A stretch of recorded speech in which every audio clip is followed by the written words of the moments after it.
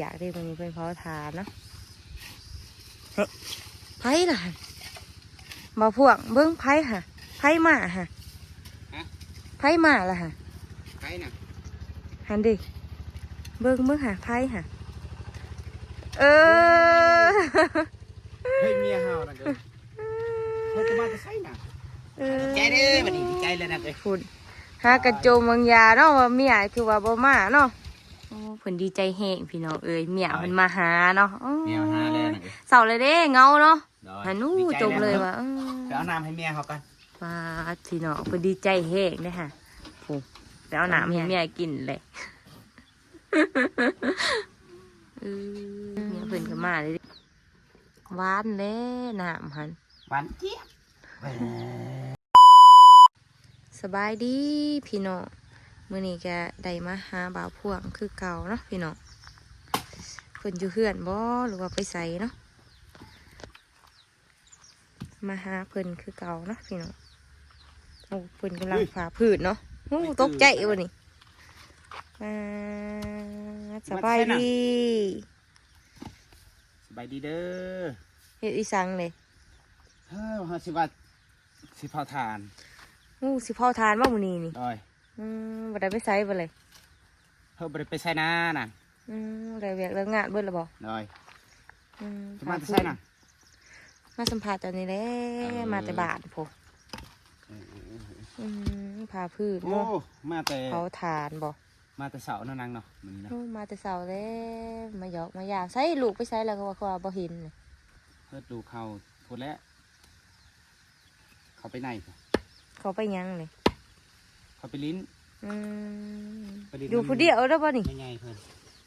โดยผู้เดียวได้เหมือนเผาทานก้อนนึงเลยเหมือน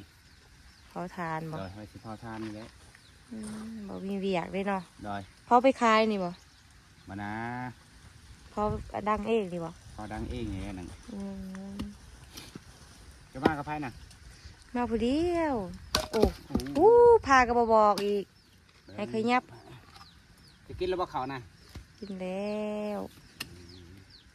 ยังตอนเพลนี่แล้วฉันกินอาทิตย์กินน้ำเฮาก็ได้โอ้พาโน่นนี่เนาะ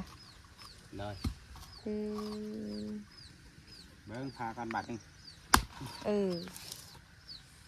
โอ้นางเอาก็มีแห้งเนาะนางเอานี่แหละเห่าเลยเจ็บแห้วโอ้จะนายถือตีนเองนะฮะมาถือบ่เลยเคยถืออยู่บ่โอ้ถือใต้แล้วเว้ยแล้วเคยอยู่บ่มันบ่ถือบ่เลยคอยค่ะใส่บ่มีแห้งมีเลยฮะไม่แล้วคันเห็ดน้ำเมียนี่แห้งแล้วหนังเลยเมียบ่ได้มาดุนเลยเนาะได้ก็มีจิรีเนาะเมียเจ้านี้เนาะเป็นอะไรเด้จักมานะอีด่าจะไปเมื่อไปดนเลยเป็นช่อง3 เดือนเมื่อมาเนาะได้บ่กินหอดเลยบ่ผัวเนาะเฮานี่ได้กินหอดเพิ่นเจ้าบ่ได้ไปหาบ่เลยบ่ไปหาเพิ่นสิมาอยู่บ่เนาะจักแล้วแต่เพิ่นเมื่อหันเพิ่นมาจักเทื่ออะไรเพิ่มมาเลยได้คือว่าบ่คิดฮอดลูกฮอดผัวเนาะถ้าเพิ่นมานี่สิดีใจบ่เพิ่นดีใจแล้วครับเพิ่นมาขอคืนดีนี่สิคืนอยู่บ่มาขอคืนดีคืนแล้วหนังเลยแห่งคืนแล้วเนาะแห่งเงาเนาะเงาได้หนาเขาอยู่คนเดียวอยู่กับลูกเขา2 คนให้โดนแหละอีสังกระไดเฮ็ดเองเบิดเนาะมันมีเมียในใครโอ้สบายเนาะจะพาเนาะเผาถ่านมาหรือว่าดัง1ข้าวกัน1เองหนึ่งเลยบ่มีเมียเมื่อโดนแล้วเมียถ้าจะเมียมาเมียก็บ่มาเนาะกินหอดแล้วเมียบ่ได้มาโดนเนาะพอทานแล้วพอทานมั้ยนี่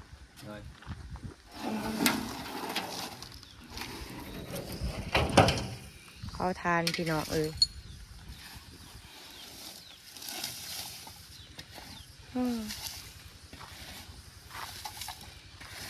พิ่นบ่มีเวียกเด้มื้อนี้เพิ่นเผาทานเนาะเฮ้ยไผล่ะบ่พวกเบิ่งไผค่ะไผมาค่ะไผมาล่ะค่ะ ใครน่ะ หันดิเบิ่งหาไผค่ะเออ เฮ้ยเมียเฮาน่ะเด้อเฮ้ยจะมาจะใส่น่ะ เออ เฮ้ยจะมาให้ เออ บอกพี่ทอดห้ามป่ะ บ่ เข้ามาห้องนี่นั่ง อืมพี่น้องเอ้ย นั่งนี่ หากระจมแบบบุญญาเนาะมาคือว่ามาเสิร์ฟพอกเสิร์ฟไผ่ผัวแท้ๆเออ เมียเข้ามาแล้ว เอ้ยพี่น้อง ได้ บางยาเองเขาเว้าเนาะ เฮ้ยจะไปใช้นางแต่เดินเป็นเดือน2-3เดือน อยู่บ้าน อื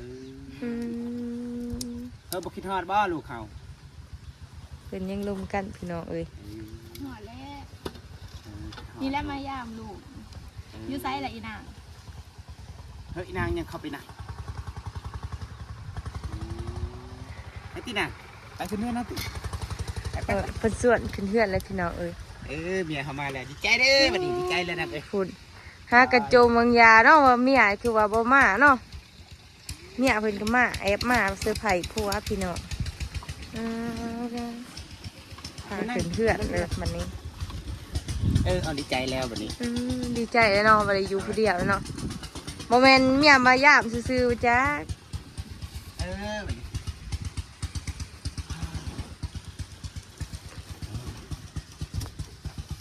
นี้ดีใจ กิ พี่ นแล้ว น้อ บ่ ง ข้าวน่ะกินแล้วบ่ข้าว กินแต่ข้าวเช้า บ่กินข้าวเช้า ยัง กินแต่ เขา ข้าวเช้าเพิ่นว่า ยังเขาเที่ยงเลยเนาะ ยังก็เที่ยง มื้อนี้ ยังได้ข้าวแกงกิน สิเฮ็ดหยังเด้ให้เมียกินเด้เมียมาเซอร์ไพรส์นี่ เขาสิฆ่าไก่ให้เพิ่น ขาไก่ ได้ อ่าไก่ตัวเว้าหมูหวานฮะ ได้ โอ้พอดีเลยเนาะ ฆ่าเลยเฮาเมีย โอ้เพิ่นดีใจแฮงพี่น้องเอ้ยเมียเพิ่นมาหาเนาะโอ้ เมียมาหาแล้วนะเอ้ย เศร้าเลยเด้เงาเนาะ ได้ดีใจแล้วครับ จมแบบบางยาพี่น้องเอ้ยว่าเมียคือว่ามาว่าเถื่อเนาะว่าเพื่องเนาะ ได้ อืม เขายิ้ม14เลยเฮานั่งเอ้ย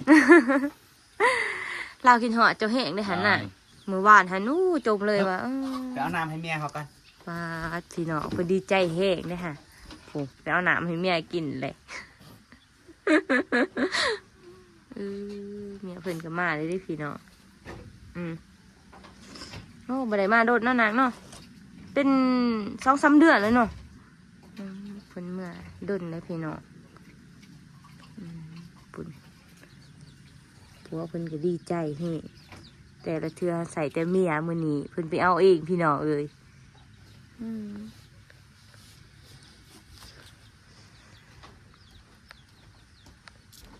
โอ้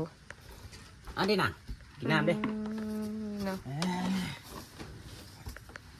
ดีใจเนาะ ได้ ขาไก่แล้วมื้อนี้เนาะ โอ้สิขาไก่เลยนั่ง คือว่าบ่ขาเป็ดเลย อยากเลือดเป็ดเลย โอ้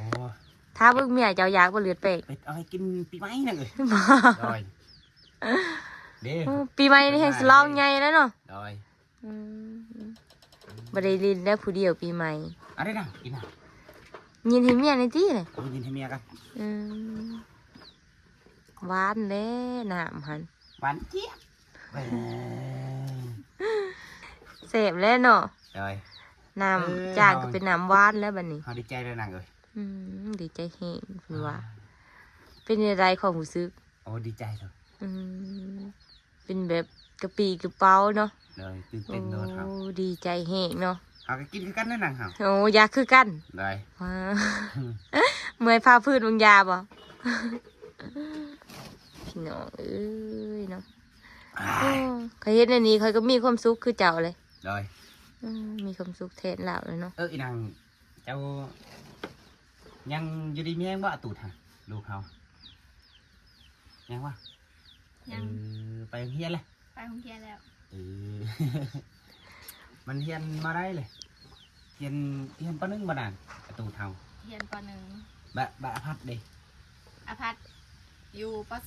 โอ้ปะซีเลย พอสี่เลยเนาะพี่น้อง เอ โอ้บ่เดี๋ยวนี้บ่เป็นบ่าวเลยบ่ เพิ่มมือนาก็เนาะสิพามา พาลูกมาเดี๋ยวนี้อยู่ก็ไพ่เลย เดี๋ยวนี้อยู่กับไผน่ะ อยู่กับแม่เฒ่าบ่ .4 อยู่กับแม่เฒ่า โ พอโดนแล้วเลยมา โดนบ่ไปได้ยาม แก นะ ดอยู่น้ำเฮาอ่ะแกดอยู่น้ำเฮา เพิ่นไปลินอยู่ไหนเด้อเนาะลูกเจ้าเนาะ โดย อืม เขาดีใจเลยนะเลย ยิ้มเลยติดีใจอะหั่นเออ มีความสุขเนาะ เนี่ยมาเลยดีใจเลยเฮา พี่น้อง เฮาสิพาไก่ตอนนั้นแหละไปกิน มาอยู่น้ำเลยบ่นี่เมียจ้ะบ่น่ะ ว่าสิมาปลูกมันสวย แล้วบ่ปลูกมัน อย่างวันนึงนะเลย ยังวันหนึง rồi ปลูกสวยแล้วว่ามาอยู่เลยปลูกสวยซื่อ แต่อยากให้เขาอยู่เลยบ่ thôi chứ khay dưới lên nè rồi họ hình ngầu เล่าให้เงาเนาะ rồi แต่ละมือกระจุมว่าขี้หอดแต่เมียเนาะ rồi học hết mía xong sắp đưa ra hậu เงาแล้วพี่น้อง Ngầu. ขึ้นก็บ่ได้ไปไสเด้ rồi ở bụng mặnกับบม้วนแล้วนางเลยเฮา ปลูกมันกับปลูกผู้เดียวเนาะ rồi bụngผู้เดียว บัดนี้ยังส่วนหนึ่งมีแล้วคนปลูกสวยเนาะ ให้เมียแล้วไปปลูกซอย อืม ปลูกแล้วก็อยู่เพื่อน เมียมาขอขึ้นดีแล้วนี่เนาะ rồiเขาขึ้นนี่เนาะนางเนาะอยู่กับเขาเลยเนาะ โอ้ เขาดีใจแล้วนางเลย มือนี้คือว่าเป็นมือดีแท้ๆเนาะ rồi อืม thôi cho nói nó là khá cay nó khá cay hay tôi kìm เจ้าน้อยขาไกลบ่นี่ rồi ปลา